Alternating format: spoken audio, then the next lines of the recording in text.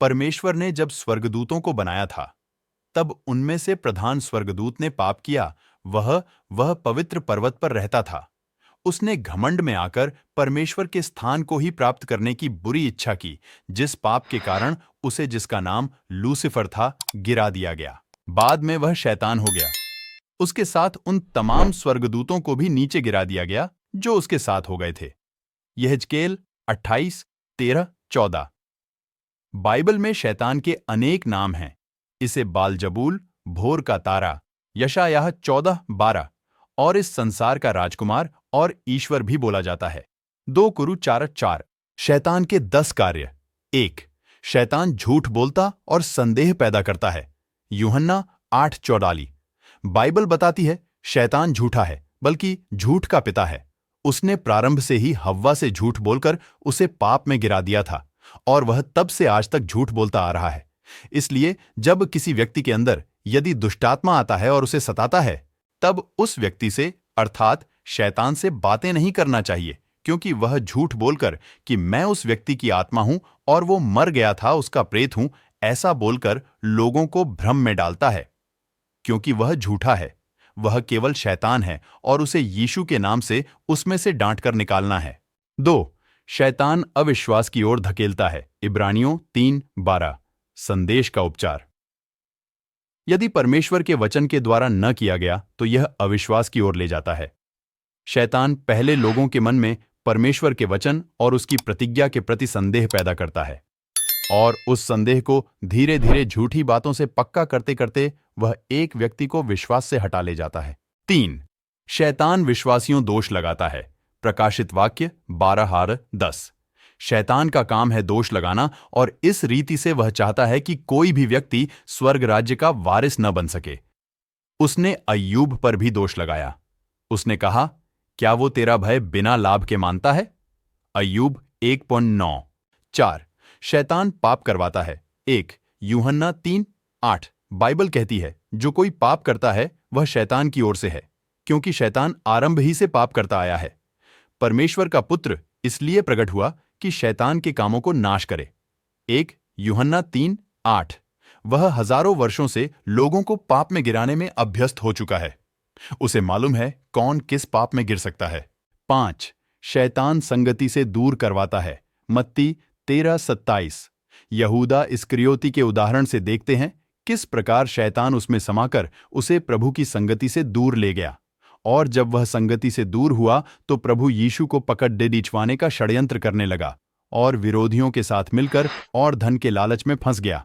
6. शैतान चुराता है। यूहन्ना 10:10।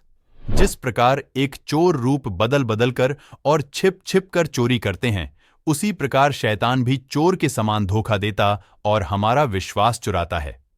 वह परमेश्वर के वचन को हमारे अंदर से चुराना चाहता है।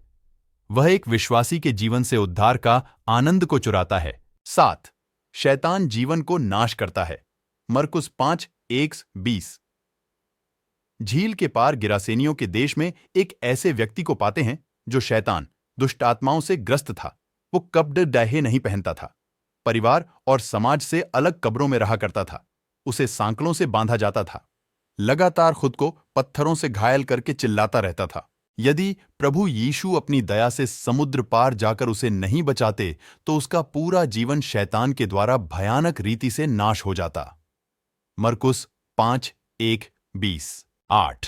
शैतान हमारे अंदर वचन रूपी बीज को ले जाता है। मरकुस 4:15-17। प्रभु यीशु ने मरकुस 4 में एक दृष्टांत को सुनाया जिसमें एक बोने वाला बीज बोने निकला, और बीज बोते समय कुछ बीज मार्ग के किनारे गिरे जिन्हें चिद्दियों को चुग लिया। वो फल नहीं लाए।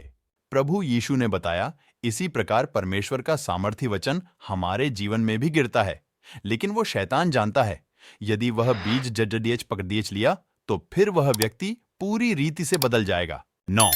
शैतान दुख लाता है। अय्यूब 16:7-14। शैतान का भयानक काम हम अय्यूब जैसे भक्त के जीवन में देखते हैं। एक ही दिन में उसने उसके जीवन में सब कुछ समाप्त कर दिया। उसके संतान, उसके खेत खलियान और उसके शरीर में भी बहुत दुख दिया। शैतान ने अय्यूब को कुरूप कर दिया, दुर्बल कर दिया और उसकी मान प्रतिष्ठा को मिट्टी में मिला दिया। यहां तक कि उसकी पत्नी से भी उसका दुख देखा नहीं जा रहा था, इसलिए उसने उसे कहा, इससे तो अच्छा है मृत्यु प्राप्त हो।